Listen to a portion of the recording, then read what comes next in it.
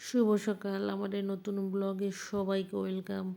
চলে আসলাম ওই যে সকালবেলা, এই যে এখানে লেবু গাছ লাগানো হবে অনেক নিচু, এক পুকুরের নিচে একটা পুকুর আছে, পুকুর থেকে এখানে অনেকটা উপরে, তো প্রত্যেকবারই মাটি দেওয়া হয় আর ধুয়ে যায় সকালে। ওই যে ওইখান থেকে দুইজন মাটি বয়ে নিয়ে এসে এখানে মাটি দিচ্ছে।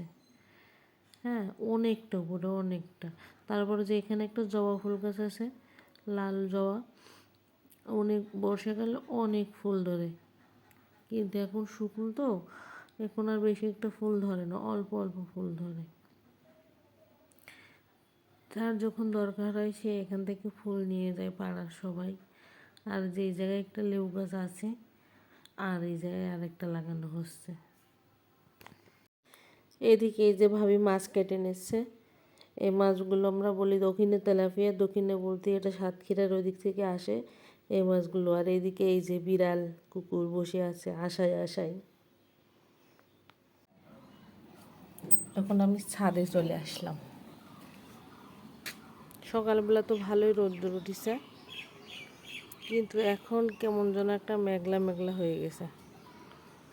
মানে সকালে রোদ্দুর ওঠে, আবার একটু পরে কেমন মেঘলা হয়ে যায়। এই যে ছাদে কাপড় মেলানো রয়েছে, এগুলো এখন নিয়ে যাই, না তো কখন আবার বৃষ্টি শুরু হয়ে যাবে, না তখন সব ভিজে যাবে একদম। দুপুরের জন্য এই যে রান্না বান্না করে নিচ্ছি মুরগির মাংস। তারপরে মুরগির মাংসের জন্য তো আলু ভেজে রেখেছি, আলু দিয়ে দেবো, কারণ মাংসের থেকে সবাই আলু বেশি পছন্দ করে, আলুটাই বেশি খাই। তারপরে সঙ্গে করে নিয়েছি এই যে বেগুন ভাজি, বেগুন ভাজির সঙ্গে আছে ঝাল ভাজা। বেগুন ভাজা ঝাল ভাজা খেতে কিন্তু আমার কাছে অনেক ভালো লাগে, গরম গরম ভাতের সঙ্গে এটা বেশ সুন্দর লাগে খেতে। এরপর আমার রান্নাটাও শেষ হয়ে গেছে, এই যে মাছের ঝোল, মাংস।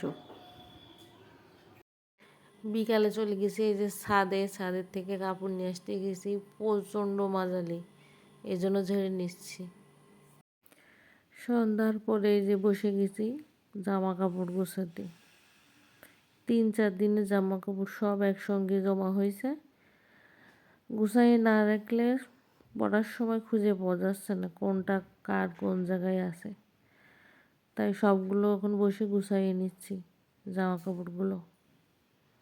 বাড়ির পাশে সভা হচ্ছিল, সভা থেকে পাঁপড় আর ভাজা নিয়ে আসলো, খাচ্ছি।